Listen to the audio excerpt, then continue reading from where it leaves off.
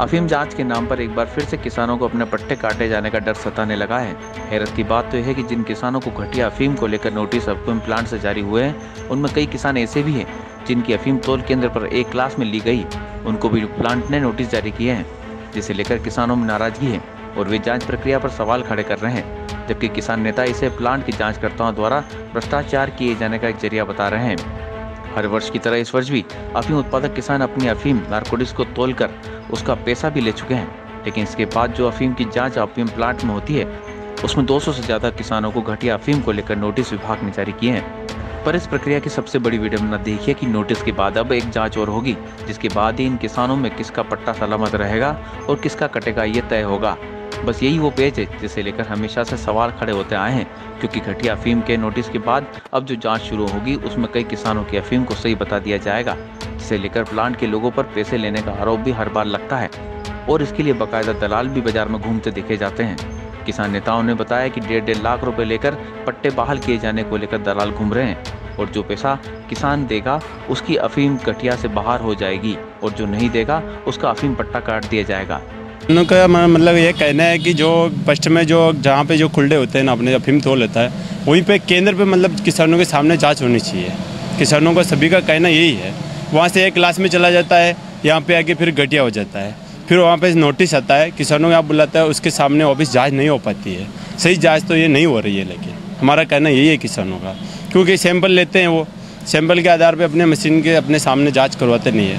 Photo खिंचवा लिया, sample की जांच करवा ली, वापस बाहर निकाल देते हैं। तो किसानों का कहना यह है कि किसान अपने आंखों के सामने जांच नहीं देख पा रहे हैं। किसानों को दिखाओ, या तो तोल केंद्र पे दिखाओ उसको, उसी के सामने मतलब जांच करो, चाहे हाई क्लास में हो चाहे घटिया हो, उनके सामने वहीं पे रिजल्ट आना चाहिए उनको। तो सर ये सही होती है तो ये हमारा कहना यही है कि सही जाँच नहीं है, क्योंकि इसमें से 70% लोगों की सही हो जाती है, 30% लोगों के घटिया ऑफिस घटिया जाती है। तो ये मतलब हमारा यही कहना है कि लेबोरेटरी सही नहीं है, क्योंकि एक समान होना चाहिए सबके। हाँ, किसानों से रिश्वत भी लेते हैं। देखो रिश्वत के आधार पे किसी के काम भी होते हैं और नहीं भी होते। वहाँ तो किसान की हाई क्लास भी आती है और XXX भी आती है, उसके बावजूद भी है जो नोटिस में घटिया बता दिया जाता है, जबकि किसान ऐसा नहीं करता है। किसान को खुद पता है कि अपना पट्टा सुरक्षित रहे, वो क्या अपनी रोजी रोटी के लिए कैसे भी सुरक्षित रखना चाहता है।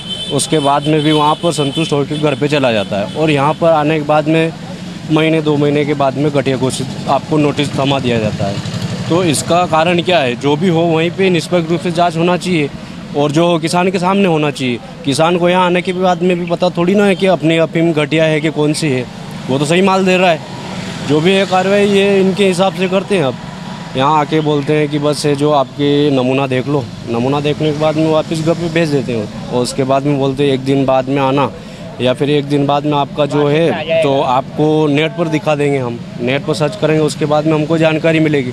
बाकी हमारे सामने तो ऐसा कुछ नहीं होता है। जात पद्धति में बिल्कुल है जो दोष रोपण पद्धति है एक तरह से, जो किसान को पूरे साल क्या लगभग जहाँ से लेकर अभी तक जो पट्टा है ना, उसको यही लगता है मेरा पट्टा सुरक्षित है या नहीं है। बिल्कुल उसको साल 10 साल टेंशन ही है एक तरह से।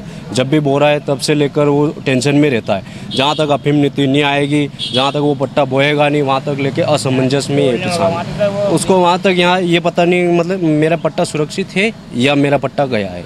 बिल्कुल ये पद्धति है यहाँ। वास्तविकता में देखा जाए तो जाँच पद्धति सही नहीं है। जिस अफीम को एक बार आप अच्छी क्वालिटी की बताकर पास कर चुके हैं, आप यहाँ से कंटेनर लोड करके फैक्ट्री भेज चुके हैं, वापस से उस किसान को बुलाया जा रहा है कि भाई चल देख तेरी अफीम हमको तेरी मतलब वहाँ उस रिपोर्ट में फेल हो रही है वहाँ। अब मेरे को समझ में नहीं आ रहा है कि जब आपने किसान का तोल किया उस वक्त आपने किसान को क्यों अफीम उस वक्त किसान की अफीम क्यों पास कर दिया आपने। और यदि कहीं न कहीं बाद में यदि इस तरीके की कोई बात आ रही है, इसका मतलब कहीं ना कहीं भ्रष्टाचार की भी बू आ रही है।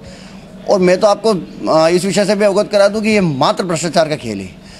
जो भी किसानों को परेशान किया जा रहा है, मैं आपको स्पष्ट बता रहा हूँ, अगली जांच में ये जो किसान पैसे देगा उसका अफीम पास हो जाएगा और नहीं देगा वो फेल हो जाएगा। तो वास्तविकता में ये भ्रष्टाचार का खेल है और ये केंद्र सरकार को इस पर गंभीरता से काम करना है। बिल्कुल केंद्र सरकार को सोचना चाहिए, अपनी नीति में पारदर्शिता लानी चाहिए। यदि प्रथम दृष्टया या प्रथम पंक्ति पर यदि किसान का अफीम पास हुआ है, अब उसकी जिम्मेदारी है, वो चूंकि वो तो दे चुका है सरकार को। अब यदि उसमें कुछ ऊंची नीची हुई है तो सरकार की जिम्मेदारी है। किसान तो आपको दे चुका, तोल चुका, जिसका पेमेंट वो ले चुका है। एक तरह से व्यापारी ने कोई माल खरीद लिया अब यदि व्यापारी के गोडाउन में उस माल में सड़ गया या कुछ हो गया तो उसकी जिम्मेदारी व्यापारी की है। अब यदि अफीम में कुछ होता है तो वो तो सरकार की नीति है, सरकार की कहीं ना कहीं ढिलाई है जिसके कारण उस अफीम में कुछ हुआ। स्पष्ट नीति होनी चाहिए। नहीं, अभी आप मामला अभी संज्ञान में आया है जैसे आपने बताया मुझे, तो ये प्रक्रिया काफ़ी वर्षों पुरानी है, कोई नई प्रक्रिया केंद्र सरकार ने लागू नहीं की है। चूँकि अब मान लीजिए इसमें अगर कोई त्रुटि है या ऐसा लगता है कि इसमें कहीं वो है, तो ये पारदर्शिता से कार्य होता है इसमें विभाग में, और कहीं भी होता है तो सांसद जी से हम चर्चा करेंगे, उच्च अधिकारियों से अवगत कराएंगे इस मामले में, ताकि किसानों को अहित ना हो, उनका नुकसान ना हो।